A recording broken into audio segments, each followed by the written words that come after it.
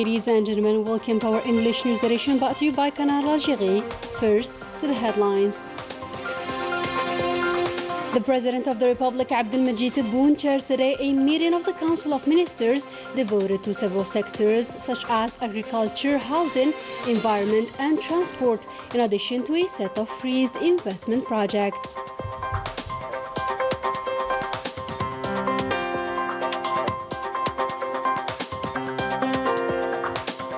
The President of the Republic received a phone call from his French counterpart Emmanuel Macron, re-inviting the President of the Republic Abdelmajid Tebboune to take part in the EU-AU summit due to be held in Brussels. And the Algerian wheelchair female basketball national team snatches the African Championship. Good evening, those were today's headlines. First in our news, the President of the Republic, Supreme Commander-in-Chief of the Armed Forces, Minister of National Defense Abdelmajid Tebboune will preside today the Council of Ministers meeting, which will be held via video conference. Several sectors, mainly concerning agriculture, housing, environment and transport, will be reviewed during this meeting. The President of the Republic will also listen to a presentation by the Republic's mediator on the situation of the freezed investment projects. The President of the Republic, Abdelmajid Tebboune, received a phone call from his French counterpart, Emmanuel Macron, during which the French President reiterated his invitation for the President of the Republic, Abdelmajid Tebboune, to take part in the European Union-African Union Summit due to be held in Brussels. According to a communiqué released by the Presidency of the Republic, the two heads of state also reviewed the bilateral relations and examined prospects of holding the High Intergovernmental Sectoral Committee. Algeria continues its efforts in supporting its neighboring countries as part of its good neighborliness principle by sending more humanitarian donations to Mali and Tunisia. More details with Karim Faz-Zakri. Algerian diplomacy has never been silent toward just causes. It has always considered standing by the side of fair causes a duty. Algeria has always been there for those who needed help and assistance, and it holds friendship and fraternity between countries something sacred.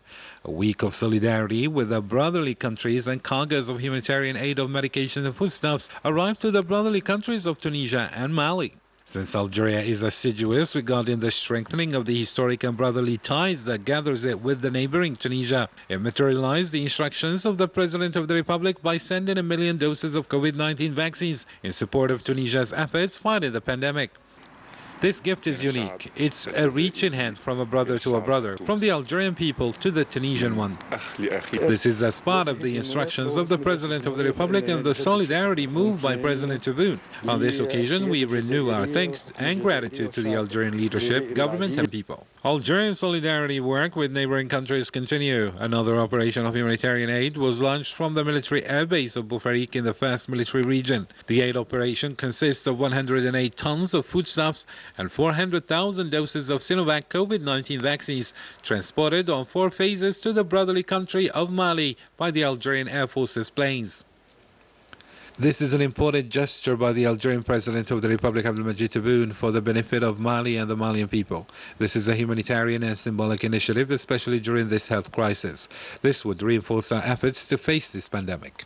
As part of the good neighborliness principle, Algeria makes sure that it sends enough support to brotherly and friend countries.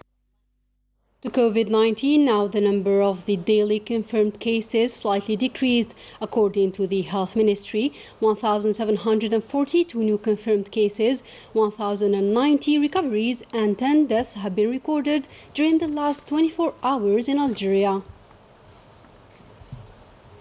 Vaccination is the only real bulwark against the virus and its variants, and with the upsurge recorded recently in COVID-19 cases, the government has deployed all the important human and material resources to welcome the citizens in the best conditions. More with Ines Kello. Faced with this worrying health situation and the spread of the new Omicron variant, the health authorities of Serif province have set up several free examination centers. And for those whose results are negative, they are directly sent to the nearest vaccination facility. The aim of this campaign is to screen for COVID-19 and to raise awareness for getting vaccinated. The Salem Laboratory Group ensures speedy tests available to us for screening, which is attracting more and more people. And the screening and follow-up units enable us to stay in touch with patients, to better care for them and guide them. An important influx of citizens has been recorded over the last few days at the level of the 2 screening and monitoring units, an initiative in which civil society has actively participated, all mobilized for the smooth running of the operation. Today I had my test. Fortunately, the results were negative. I'm going to get vaccinated. I hope it will be generalized to the whole country.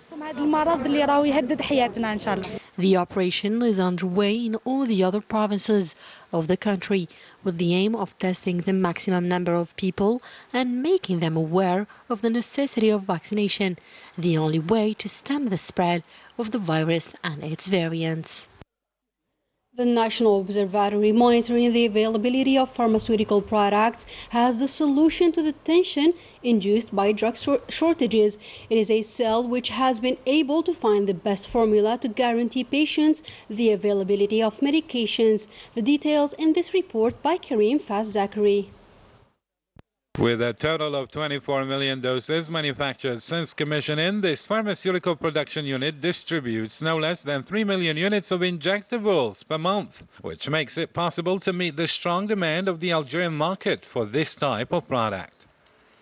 It should be noted that we have arrived on the market with a great shortage of this molecule. We distribute normally with no commercial terms. Our strategy is anticipation, which is what allowed us to cope and not to be at all broken. To overcome this tension, a monitoring observatory on the availability of pharmaceutical products has been installed by the trusteeship, and this team of training pharmacists processes and analyzes every day a great amount of data sent from all over the country. Their mission is the collection of information to anticipate and ensure continuous availability of medicines in Algeria. If I find, for example, that I will have a shortage in a given drug, I ask the producer to adapt to me on the production program and increases for me the quantities. For example, if I have 3 manufacturers, one manufacturer who did not manufacture such a type of medicine where he had a market share, I ask the other 2 to compensate the share of this third manufacturer. It is precisely to avoid this rupture and to avoid the shortage. The role of this observatory is to avoid any risk of shortages, but also ensure the availability of the product, especially in times of crisis. Since the beginning of the 4th wave, the drugs prescribed in case of COVID-19 contamination are increasingly in demand, including dispensing. There is a strain on many products that are due to significant demand relative to the new wave of COVID-19. There is no point in asking for treatments. You don't go to pharmacy and ask for 10 boxes of medications just like that. You have to follow the prescription, and you have to be supplied in a regular way, like the pace of production and the pace of distribution. Since January 18th, producers, importers or distributors of medicine are obliged to deliver their product in less than 48 hours so as to reduce the tension on certain types of medicines. In these times of pandemic, more and more people are turning to herbal medicine. In Blida province, for example, people are strengthening their immune system using herbal medication. Let's follow more details in this report by Ines Killo. With the rapid spread of the COVID-19 pandemic, prevention remains one of the best measures to avoid contamination. And the use of natural remedies can also be an alternative solution to boost immunity. I prefer to take herbal teas from herbalists. They advise us with herbs that are really effective. I advise people to consult the herbalists. The herbalist shops in Blida province register a real influx of citizens looking for an effective herb or mixture. I take ginger tea, vervain, and several other herbal teas with honey and lemon. I take it almost every night before I go to sleep. It helps me relax. People have turned to very popular herbal remedies to try to protect themselves from the virus.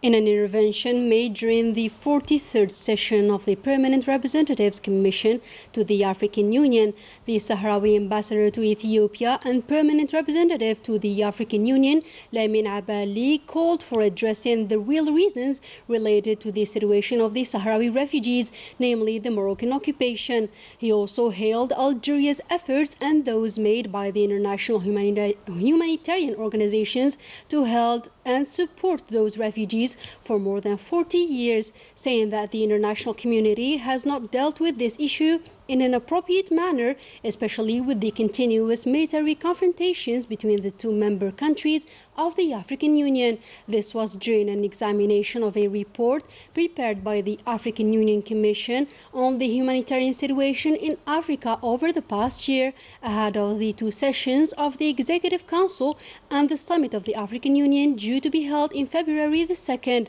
In this regard, the chairman of the African Union Commission, Moussa El Faki, stressed that the agenda of this summit, which is full, which reflects the importance of this session. The Sahrawi activist Sultana Khaya and her family are still targeted by the Moroccan occupation forces on account of her determination to help the Sahrawi people snatch their right to self-determination. The details with Melissa Kubash. The human rights activist Sultana Khaya alongside her family continue to suffer from the Moroccan occupation forces' aggressions and repression.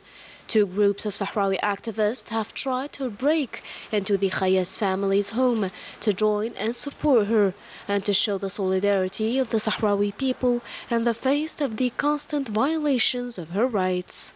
ومنين عدت قبيل الساعة الخامسة تمت صياغة مجموعة من مناضلات زينب وباوي حاجة نباوي. It was 5 p.m. when I received the Sahrawi human rights activist. We were locked here at home with my family, and suddenly we heard screams outside. We opened the door to find out what was going on, and there we found ourselves surrounded by elements of the Moroccan army. They hit, insulted, and threatened us. When my sister Luara tried to close the door, they attacked her. She tried to film her attacker, but he hit her. Despite these barbaric acts, Sultana Khaya and her family continue their fight for the right cause. Alongside other Sahrawi militants, neither intimidation nor oppression will stop them from supporting each other and continue their battle against the Moroccan occupation forces. The Algerian wheelchair basketball national team won the African Championship trophy following its victory over South Africa with 67 points to 29 in the final game held in the Ethiopian capital, Addis Ababa. It is the 5th consecutive victory for Algeria's brave ladies, so let's wish them all the best for our representatives in the upcoming competitions. Moving on to the sector of tourism, as we will discover one of Algeria's oldest spas, known for its sacred hot springs, Hammam Salhin, built over 2,000 years ago, remains a tourist and a therapeutic site by excellence. Till this day, Melissa Kubash has more details.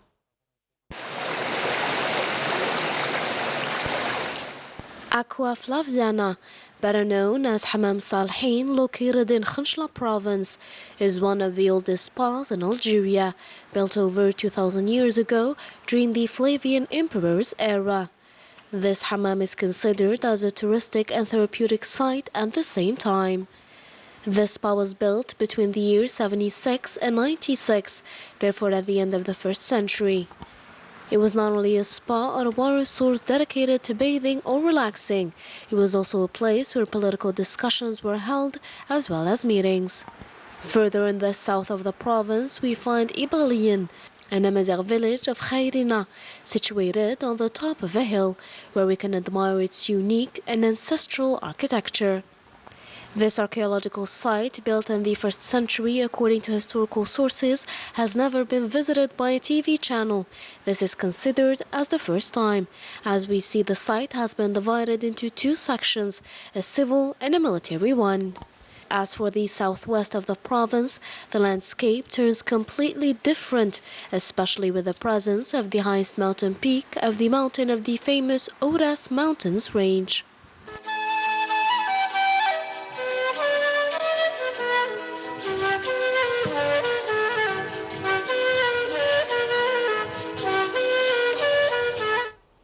That was it for our today's news. Thank you for tuning in.